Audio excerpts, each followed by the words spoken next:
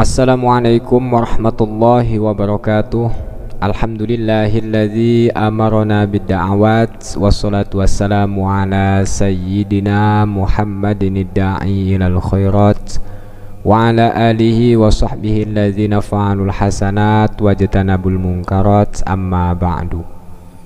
Kaum muslimin wal muslimat rahimakumullah, pada kesempatan yang berbahagia ini alhamdulillah kita semua masih diberikan panjang umur, sehat jasmani dan rohani.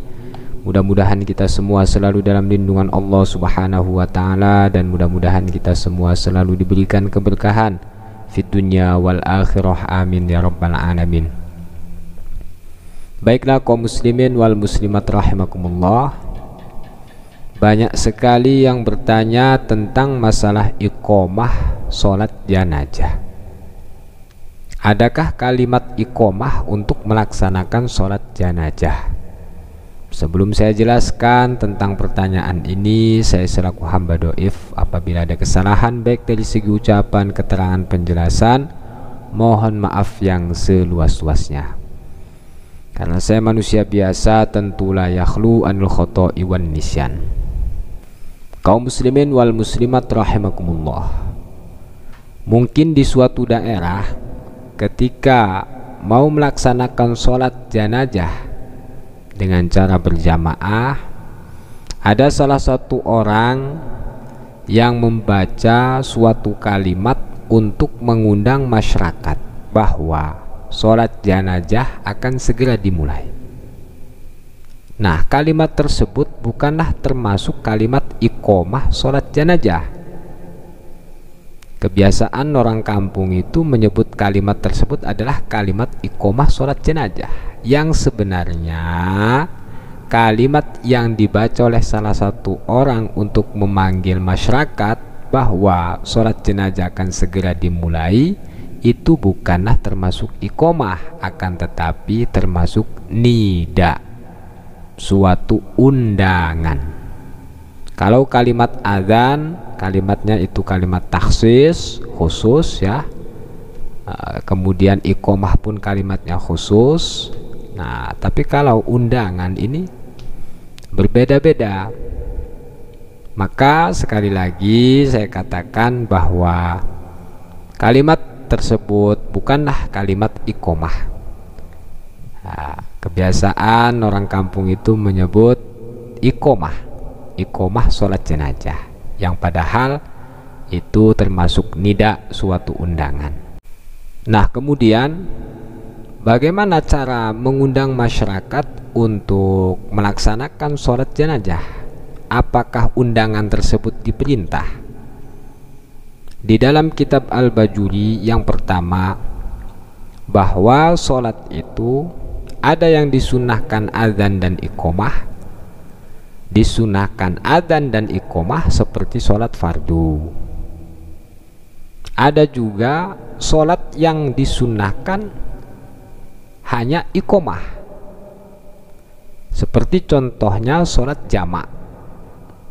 Sholat jamak baik jamak takdim, jamak takhir.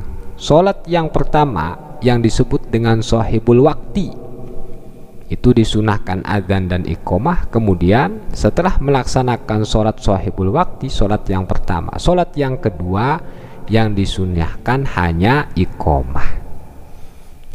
Jadi yang disunahkan hanya iqomah, seperti sholat jamak. Sholat yang pertama disunahkan adzan dan iqomah, kemudian sholat yang kedua hanya disunahkan iqomah. Dan ada juga sholat yang tidak disunahkan adzan, tidak diperintah adzan, tidak diperintah iqomah, akan tetapi diperintah suatu undangan, seperti kalimat as-sholatu jami'ah. Video sebelumnya saya sudah jelaskan tentang kalimat as-sholatu jami'ah, baik dari segi i'rab ya, as-sholatu jami'ah, jami'atan baik jami'atun, itu diperintah undangan. Contoh sholat idul fitri, sholat sunnah yang disunahkan berjamaah, sholat tarawih, sholat kusuf, sholat gerhana. Jadi sholat-sholat tersebut yang disunahkan berjamaah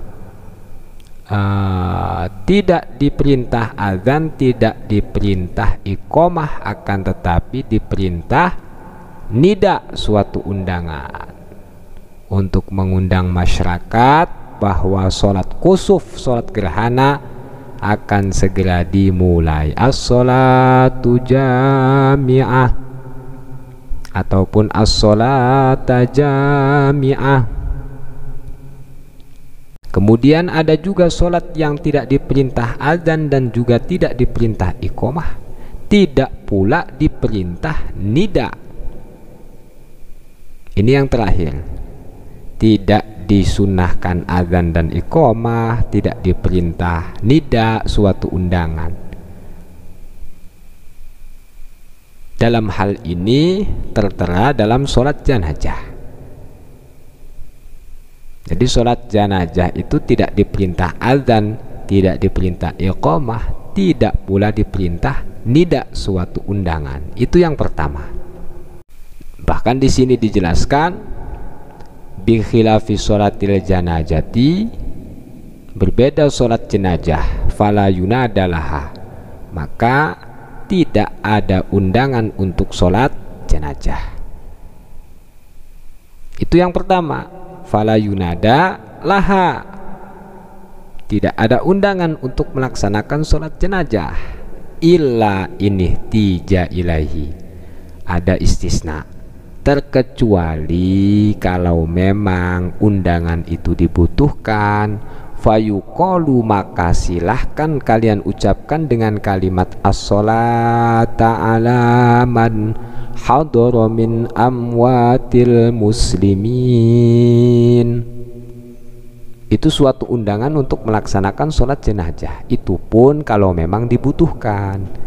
Contohnya seperti yang menyolati jenazah ini sedikit, bagaimana supaya masyarakat ini tahu bahwa sholat jenazah akan segera dimulai, silahkan kalian undang dengan kalimat as-sholata ala man hadara min amwatil muslimin.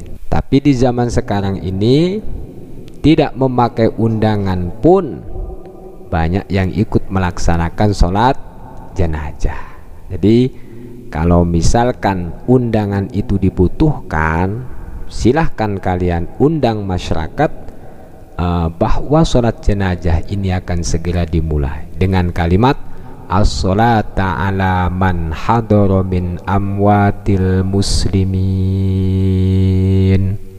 As-sholata ala man hadara min amwatil muslimin, atau dibaca as-sholatu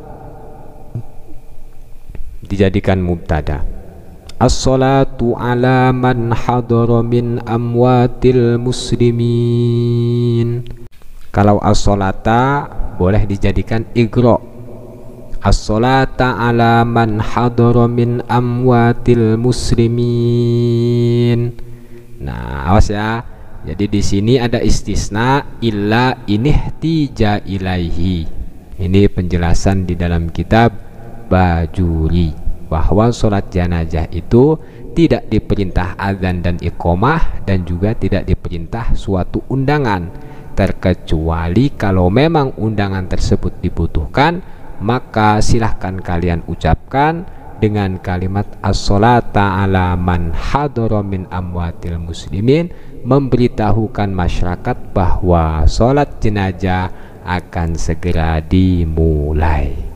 Jadi sekali lagi bahwa kalimat ini bukanlah termasuk kalimat iqamah sholat jenazah, akan tetapi kalimat ini adalah suatu undangan, mengundang masyarakat, memberitahukan masyarakat bahwa sholat jenazah ini akan segera dimulai.